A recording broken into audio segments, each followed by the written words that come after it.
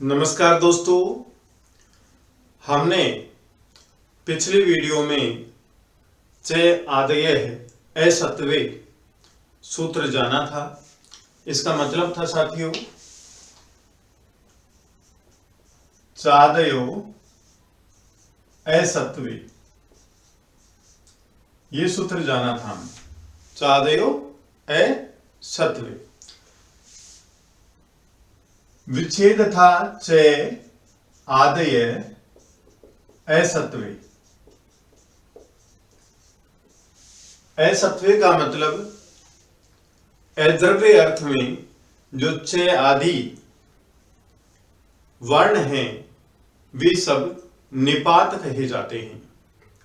और आगे आने वाला जो सूत्र है वो निपात जो हैं उनकी प्रग्रह्य संज्ञा करता है। जितने भी निपात हैं वो सब प्रग्रह्य हैं। जैसे जानेंगे कैसे, जैसे च है, वा है, ही है, आ है, ये लिखें जिनका कोई लिंग नहीं हो। इसको हम पुल्लिंग कहेंगे कि स्त्रीलिंग कहेंगे कि नपुंसकलिंग कहेंगे। ये पुल्लिंग है, स्त्रीलिंग या नपुंसकलिंग, पुल्लिंग है, स्त्रीलिंग या नपुंसकलिंग। कहने का मतलब जिनका कोई लिंग नहीं हो, जिनमें कोई संख्या नहीं पाई जाती हो और जिनके लिए किसी सर्वनाम शब्द का प्रयोग नहीं किया जाता हो, वे सब अद्रव्य कहे जाते हैं।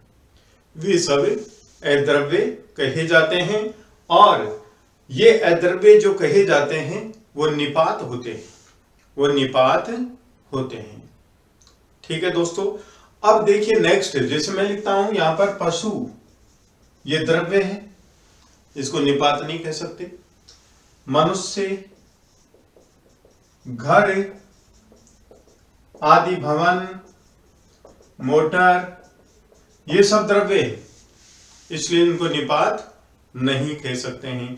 तो आप समझ गए होंगे कि निपात क्या हैं। जो अद्रव्य अर्थ में प्रयोग किए जाते हैं च आदि, उनको निपात कहा जाता है, उनको निपात कहा जाता है। ठीक है।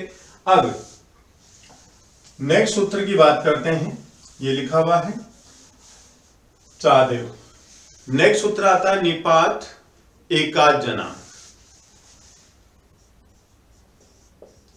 निपात एकाच जनांक।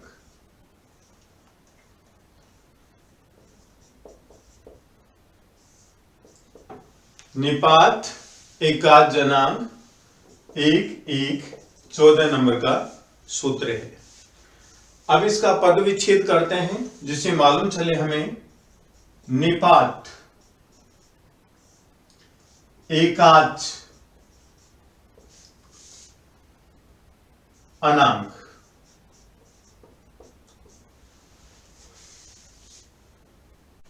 अब निपात एकाच जनांक, एकाच जनांक का भी पद विच्छेद करते हैं। तो देखिए ये निपात लिखा गया और एक अक्ष और अनांक, अनांक ये हुआ अनांक। अनांक में भी जिसमें आंग नहीं हो, इसका क्या करेंगे, जिसमें आंग नहीं हो उसको अनांग कहते हैं। जिसमें आंग नहीं हो, ये किसका है, आंग प्रादेय, प्रादेय। ठीक है। एक अक्ष, एक अक्ष का मतलब होता है एक स्वर वर्ण वाले। जो भी वर्ण हैं, जो भी वर्ण हैं, उन सबको प्रग्रह्य कहा जाता है, प्रग्रह्य कहा जाता है। एक अक्ष, एक अक्ष का मतलब एक स्वर वर्ण वाले जितने भी वर्ण होते हैं उनको हम क्या कहेंगे, प्रग्रह्य कहेंगे। जो एक स्वर वाले हैं उनकी चादयो असत्वे सूत्र से निपात संज्ञा होती है, और निपात संज्ञा होने के बाद में निपात एकाद जनांक, इस सूत्र से उनकी प्रग्रह्य संज्ञा होती है। और प्रग्रह्य संज्ञा का फल क्या होता है? प्रकृति भाव। प्रग्रह्य संज्ञा का फल क्या होता है? प्रकृति भाव होता है। और प्रकृति का मतलब किसी प्रकार का कोई भी परिवर्तन नहीं होना, किसी भी प्रकार का कोई भी परिवर्तन नहीं होना। तो अनांग का मतलब जिसमें आंग नहीं हो। अच का मतलब एक स्वर वर्ण वाले जो भी वर्ण हैं उन सबको हम प्रग्रह्य, उन सबको प्रग्रह्य कहा जाता है। अब जानते हैं हम आगे, जैसे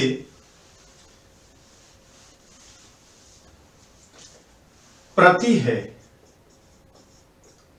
अभी है, परा है, इनमें एक स्वर नहीं है, एक से अधिक स्वर है। जैसे प्रति की बात करते हैं हम तो प, रे, ए, त, ई, तो दो स्वर हो गए। तो इनको हम, इनकी निपात संज्ञा नहीं हो सकती। अभी की भी निपात संज्ञा नहीं होगी, परा की भी निपात संज्ञा नहीं होगी।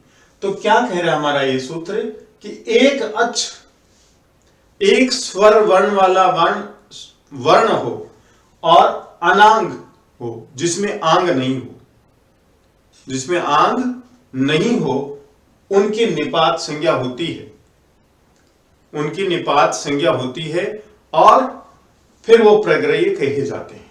पहले चादयो असत्वे अर्थ में उनकी निपात संज्ञा होती है, फिर उनकी प्रग्रह्य संज्ञा होती है। प्रग्रह्य संज्ञा का फल क्या होता है? प्रकृति भाव होता है। प्रग्रह्य संज्ञा का फल प्रकृति भाव होता है। देखिए, जानते हैं साथी, यह हमने जाना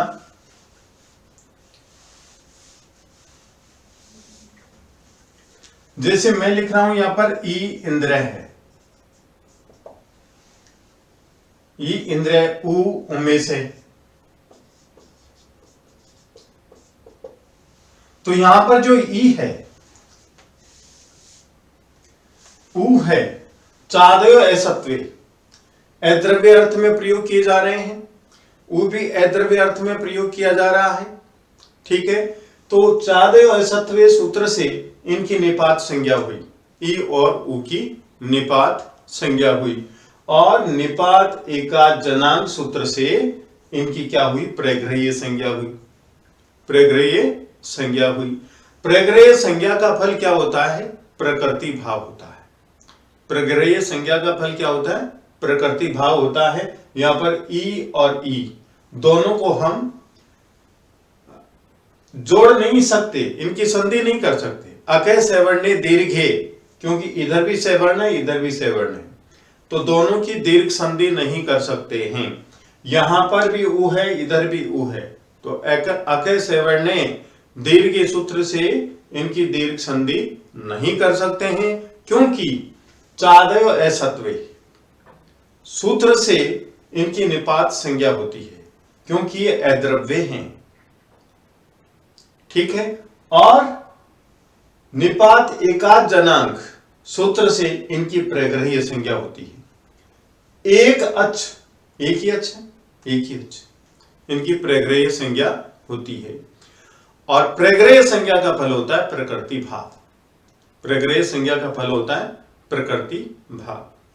आंग को छोड़कर जितने भी एक स्वर वाले निपात हैं वे सब प्रग्रह्य कहे जाते हैं, और आ को भी हम प्रग्रह्य कहेंगे, आंग को नहीं कहेंगे।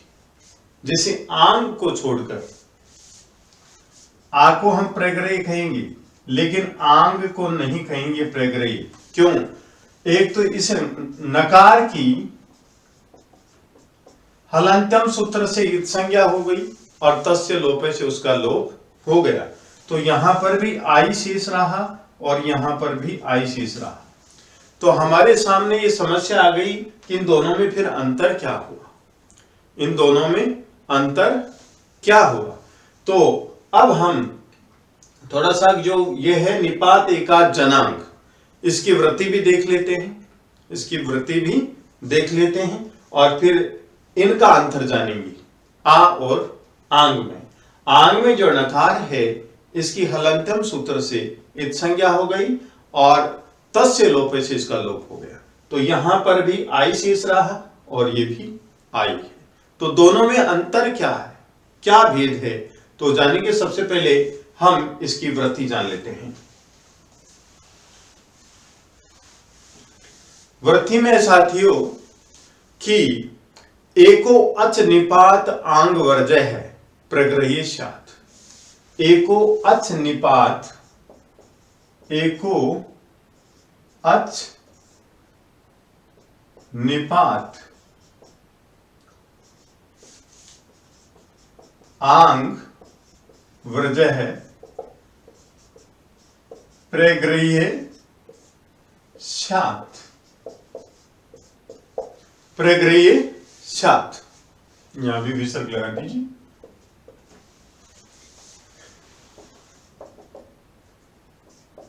एक है अच निपात, क्या कह रहा है, यह वृत्ति क्या बता रही है कि एक अच निपात कहलाता है। आंग वर्जय है, आंग को छोड़कर एक अच वाले जितने भी स्वर हैं वे सब क्या कहलाते हैं, प्रग्रही। प्रग्रही, प्रग्रही साथ। आंग वर्जय, आंग को छोड़ करके प्रग्रही साथ, वे प्रग्रही हों, ये वृत्ति करिए प्रग्रही हों। क्योंकि एक अच, एक स्वर वर्ण वाले चादयो असत्वे सूत्र से निपात कहे गए और आंग वर्जय, आंग को छोड़कर जितने भी एक स्वर वर्ण वाले वर्ण हैं वे सब प्रग्रही कहे जाते हैं। और प्रग्रही का फल क्या होता है, प्रकृति भाव होता है, प्रकृति भाव होता है। अब हम जानते हैं आ और आंग में क्या अंतर है।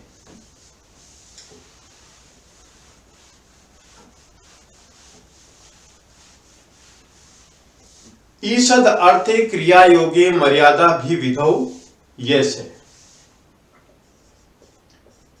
ईषद अर्थे क्रिया योगे मर्यादा भी विधौ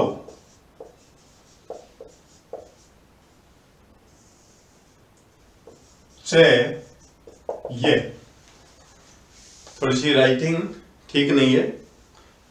ये ईत मातम गीतम विद्यात्, ईत मातम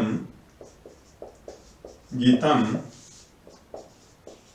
विद्यात्, ईत मातम गीतम विद्यात्।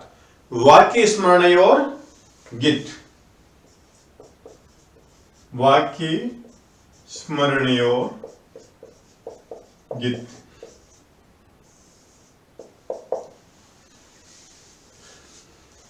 आ क्या होता है और आंग क्या होता है, आंग क्या होता है। ईषद अर्थे, थोड़े अर्थ में,